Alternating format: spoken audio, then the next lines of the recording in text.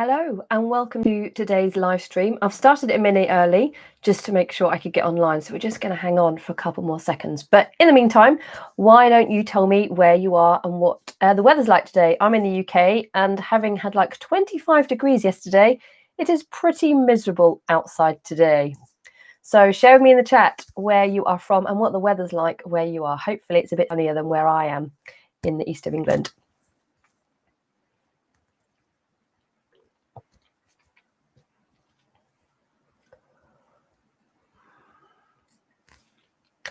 So welcome to today's live stream. My name's Lynsey, and thank you so much for joining me today. We've done a number of these live streams and they've been really well received and well engaged, and people have really enjoyed them. So what I'm going to be sharing with you today are some top tips on influencer marketing, from the very basics to the more advanced, and sharing some hints, tips and tools along the way.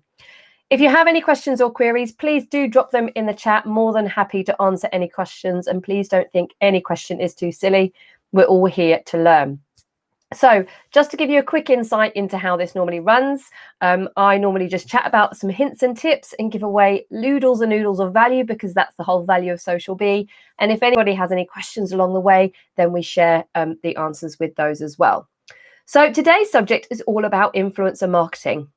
Now, when I was preparing this live stream, I've done an awful lot of talks on influencer marketing, and alongside doing influencer marketing myself, we do influencer marketing as a service, and we also train in it. And we have a wonderful colleague, Ollie, who often does a lot of the training.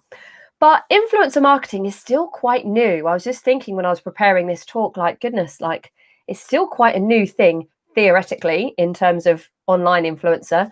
But in terms of the realms of history, influencer's always been around. So it's a really good place to start in terms of like influencer marketing and what is an influencer.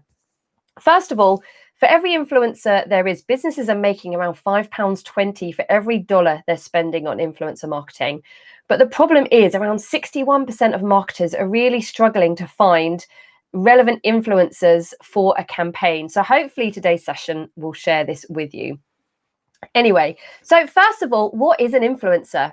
Well, an influencer is anybody with influence. And as I just touched on, everybody has influence, and influence has been around since human beings have been around. It's just become a way to market and integrate with businesses online. So let me just explain this a little for you. Think about when you may be in full lockdown, you may not, subject to where you are in the world. Say you were to think about needing someone to look after your child, or you were thinking about getting some building work done, or you were thinking about buying a wedding dress. Yes, you might turn to the internet, but more often than not, you're more likely to ask family, friends, and people who you are connected with. Now, that is influence. That's influence in the traditional sense of the word. But now with the plight of online marketing, people are influenced by a number of things. Now, they're not just influenced by people, but people do have a huge influence. They're also influenced by other things as well. So people are influenced by reviews. How many of you have been looking at Amazon, or thinking about going to a restaurant and looking at the reviews before you go? We all do it, don't we? We all look at what other people think about something, because human ingrained instinct is to want to know other people's opinion, but also share our own opinion as well. So in terms of what an online influencer is, it's basically the same in the traditional sense, but online. So someone has some sense of authority online. Now, what does that mean? Authority online means they have theoretically followers, but not just followers. It could be engagement levels as well. And I'm going to talk about more of that this afternoon. But in terms of influencer, it can be anybody with any type of influence. So I'll come on to more later in terms of what type of influencers there are, because there's various different lots.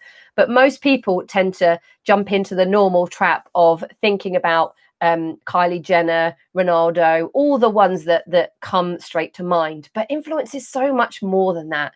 And it isn't just for business to consumers either. It is very much for business to business. And there's a huge gap in that market where business to businesses are really losing out because they're not tapping into the influencer market. So in terms of influence, hopefully that just helps explain in terms of what an influencer is. Now, why influencer marketing, whether that be B2B or B2C? If you have your own social media channels, or if you have your own channels online, whether it be your website, your YouTube channel, etc., you will have influence, but you will have people that are already aware of your organization. But there'll be other people in the industry or the sector or the product area that you work within, whether that's business to business or business to consumer, that people like to follow.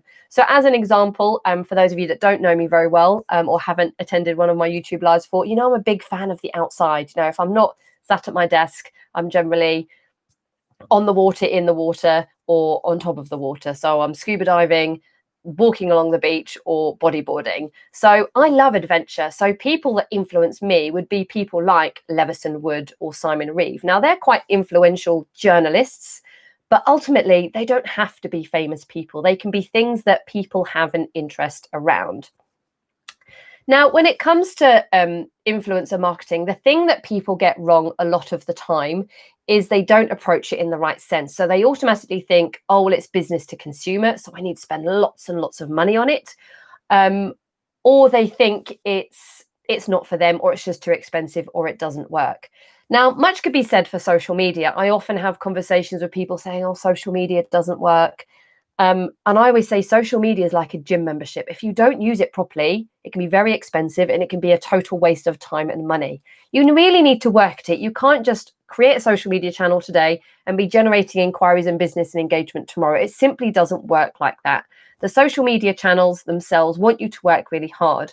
So obviously, if people are working really hard on whatever channel it is, so maybe it is like Kylie Jenner or Simon Reeve or any other type of influencer, then they do have to work hard for their followers, theoretically. But it doesn't matter if you are B2B or B2C. There are influencers out there for you to engage with, to work with. And in terms of purchasing decisions, 91% of B2B purchase decisions are influenced by word of mouth. So this again just highlights that there's a real opportunity for business to businesses to be engaging with influencers. Now let's move on to what the difference is with B2B and B2C influencers. So naturally, when it comes to B2C influencers, they're likely to be people, when it comes to business to consumer, it's generally consumer-based products. So it might be makeup, might be hair care products, might be things related to pets, might be stuff related to home, cleaning products. There is an influencer for everything. There's children influencers, there's dog influencers. There is literally an influencer for everything on that side of the camp. And ultimately, what you really need to think about when it comes to B2C influencers is thinking about who is finding the influencer that doesn't need to be sort of a celebrity one. It could be someone that actually has not that many following, but is really engaged, really interesting, really authentic, which I'm going to come on to later. And then moving on to the B2B side of the camp. So people often think, oh, you can't work with influencers on B2B. Absolutely, you can.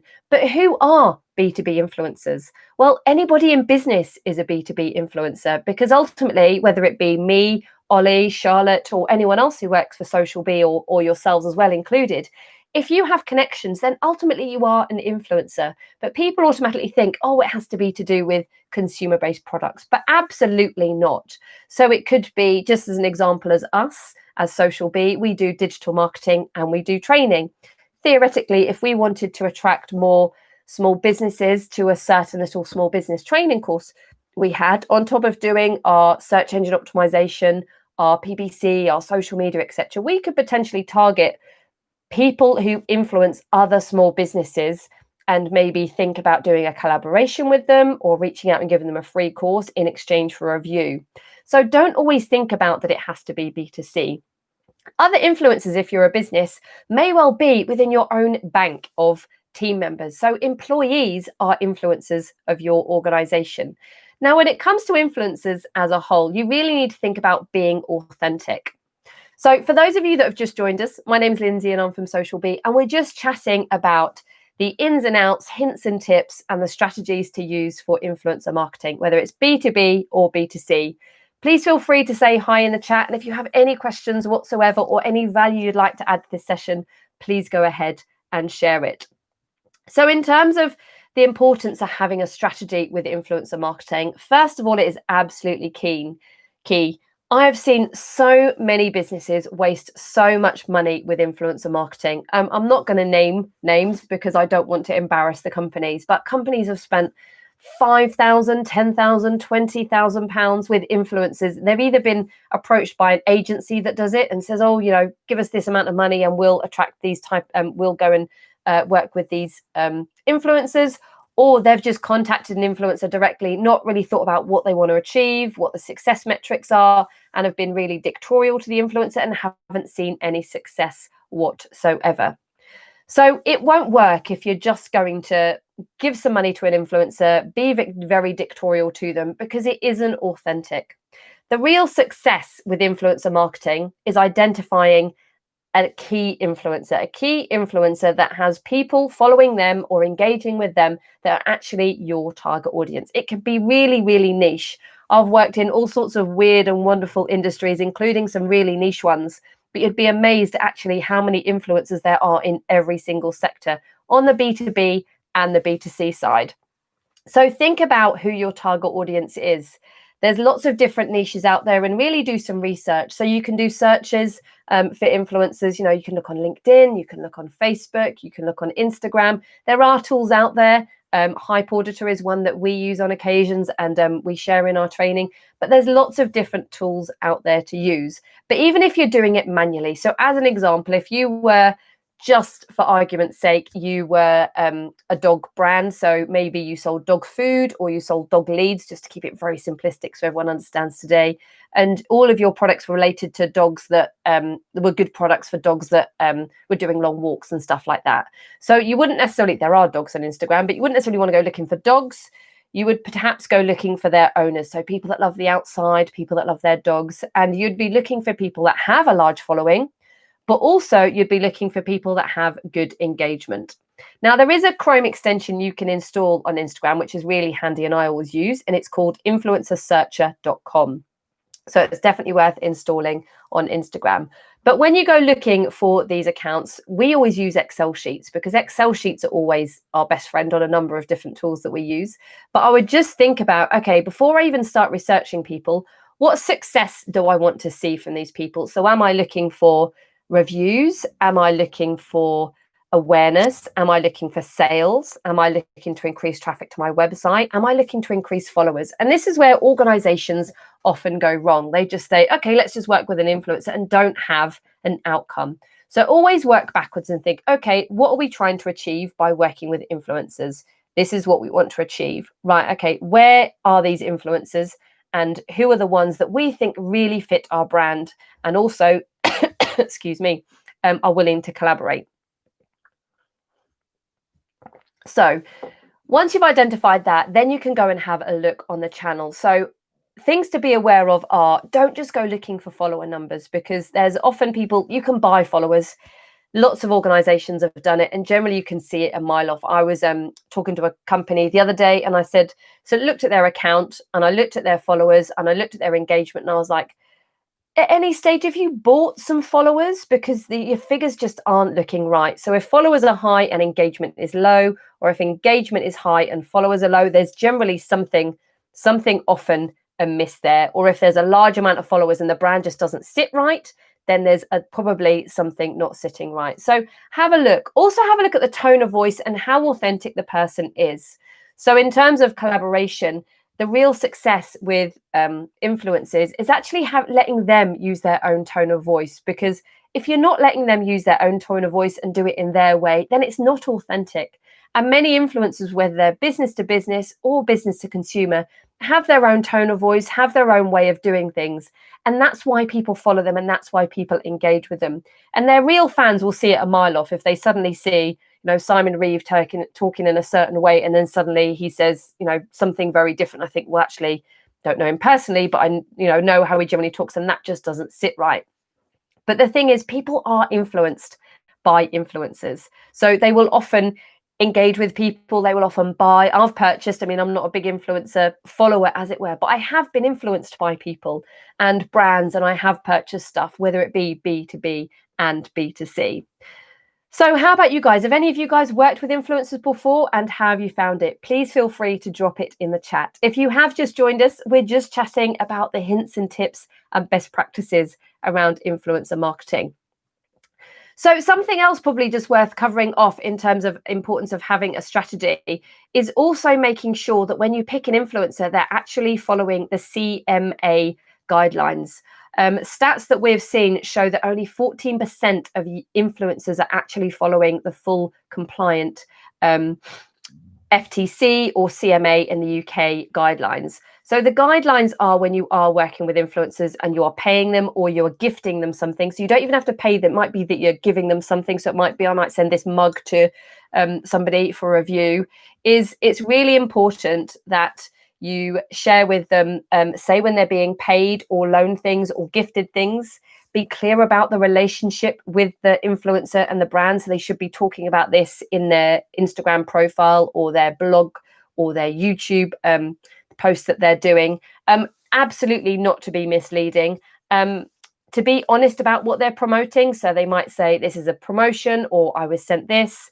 And disclosure should be made up front. So there shouldn't be any hiding. And the CMA and FTC have definitely come down harder on organizations over the years because they want, they don't have an issue with people receiving money, receiving gifts from people. But it's really important to make sure that that is transparent because those organizations want to make sure that people know that they are receiving those items for free or receiving those holidays for free or receiving these products for free. A couple of you have tried influencer marketing, which is great. Tried with in a small way twice. Yes, varying success. Actually had influencer contact us for some free product feature, which works very well versus paying them. One wasn't successful, but most recent collab was brilliant. So excellent.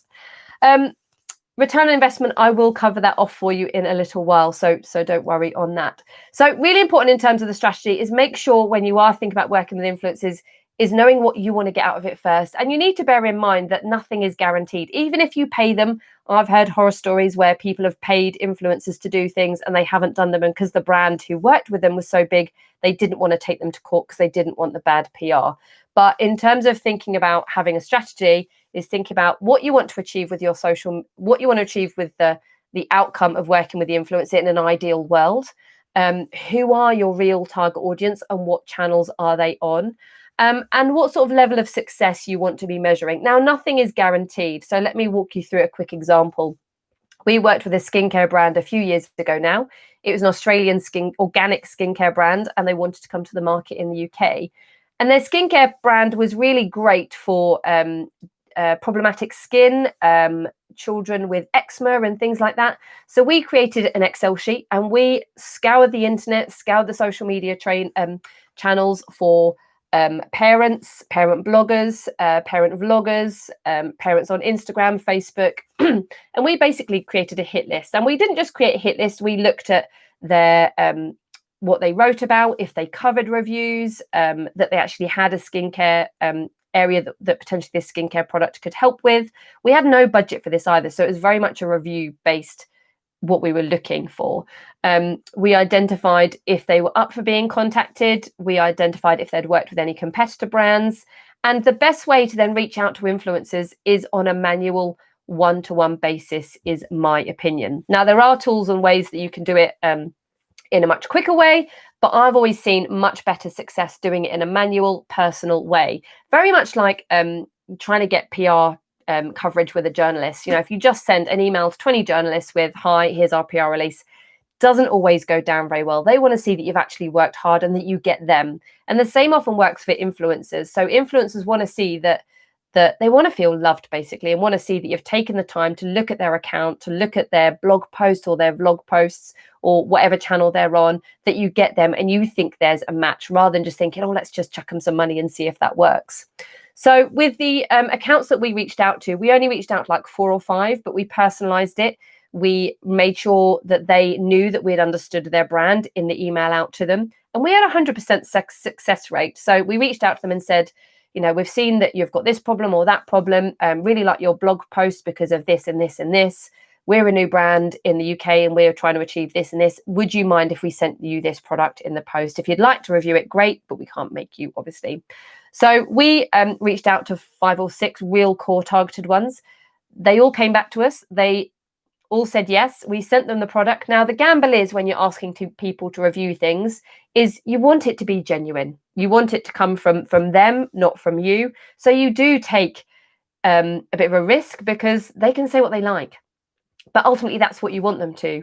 And we were very lucky that everybody loved the product. And off the back of that, the skincare brand got into about 60 Holland & Barrett stores. So it had an other effect to it. Another campaign that we've done just to help bring this to life for you is one on a B2B sense. So there was a brand that wanted to reach out to nutritionists and to fitness experts. So it was B2B, but ultimately the goal was to get to B2C. So again, we used tools like LinkedIn to reach out to them and target them, and Instagram and blogs, etc., etc. And again, it was a very manual process, but the success rate we had was phenomenal. And the brand awareness we had on this campaign, I can't talk about the brand, unfortunately, was extremely successful in terms of brand awareness. People, it was a myth that we were trying to dispel, and the myth was really dispelled versus what people thought about something and what they think about it now. So it can have huge return on investment, not necessarily in money, but in brand awareness, traffic, sales, etc.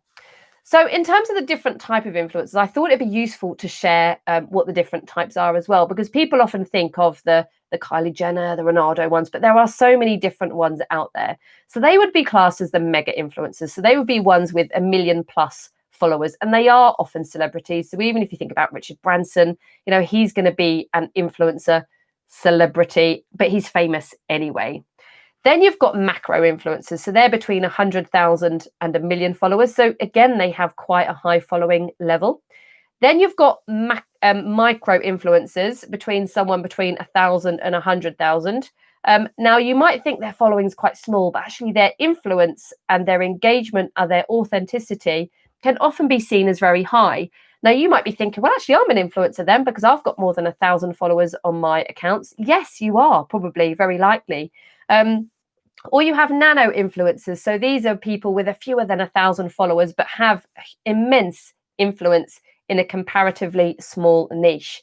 Now, it isn't a numbers game. It's about an influence game and finding the right audience where they are. So I'm often contacted on Instagram by dog-related brands because all the pictures I post on my personal Instagram are all about being outside, being on the beach, and I get a lot of engagement.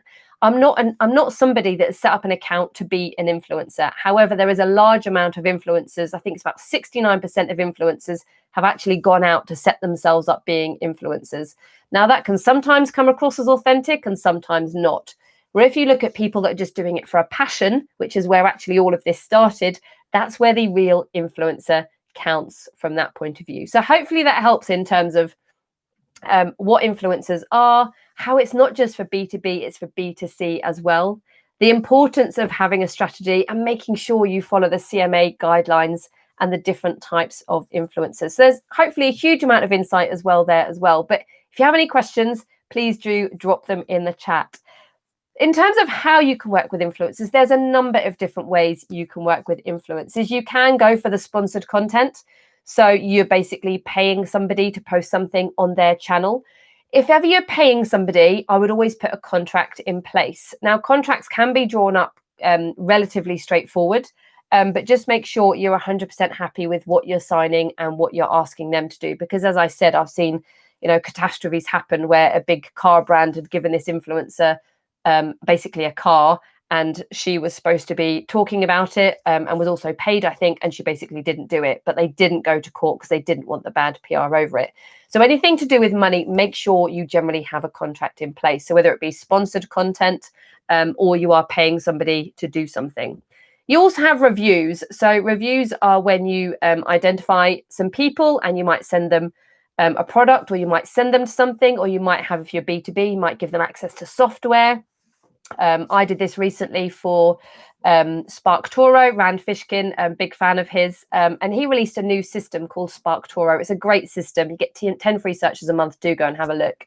And he reached out to to people and said, would you like free access in return for an honest review? And I was like, yeah, sure, I want to see what's going on. So I gave him an honest review, and it's on our YouTube channel if you want to have a look at it. But there was, some good stuff and some bad stuff, but he was more than happy with that because it was a genuine review.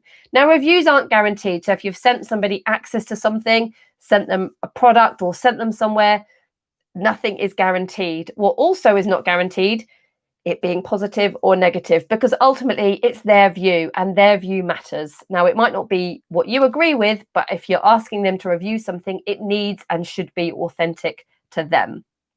You also have competitions and giveaways. So you might collaborate with an influencer and say, can we do a competition on your channel or do giveaways as an example? Again, just make sure you're crystal clear on the terms and conditions what they should be doing. You could do product and content collaborations, and some influencers, as an example, from content collaborators. So you've got there's lots of young influencers that started off talking about makeup and things and actually have now developed their own makeup brands.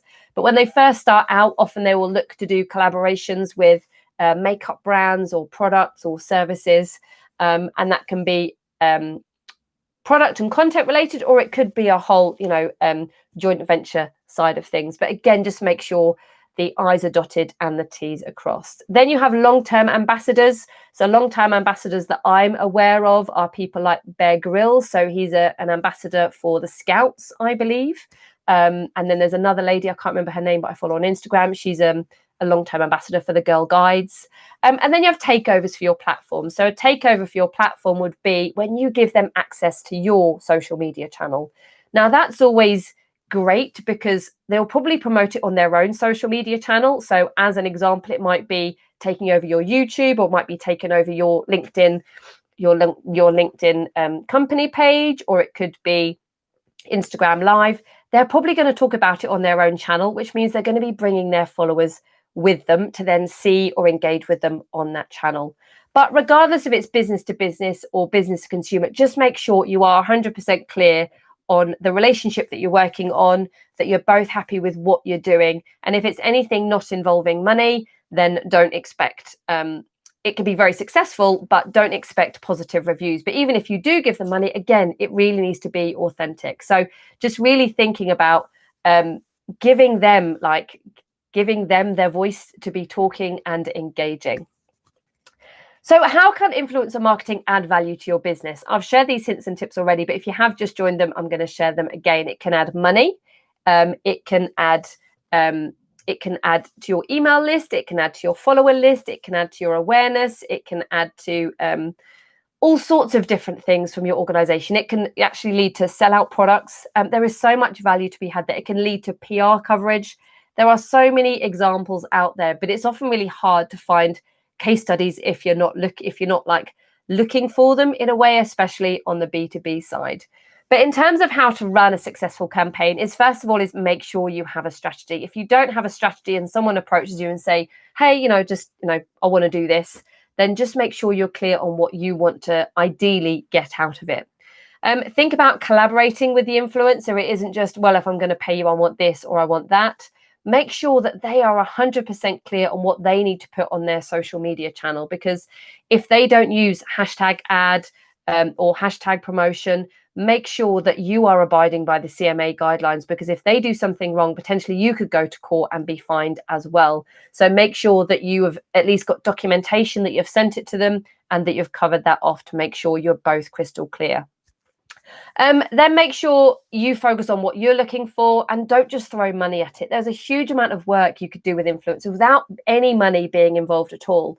All of the influencer campaigns that we've worked on, none of them have involved money, actually. There's been collaborations, there's been identifying and reaching out to product reviews, inviting them to VIP events. None of them have involved money. Obviously, there are campaigns that you can do for money, but it doesn't always have to involve around money. And if someone really loves something, especially around the micro and the nano influencers, I think there's a huge market to be tapped into with the micro and the nano influencers, because a lot of the big brands, the Nikes of this world, the Bacardis of this world, they're always going to go for the mega and the macro influencers, where the micro and the nano, I always think you're probably going to get much better return on investment, whether that be money or time anyway, because they are very passionate.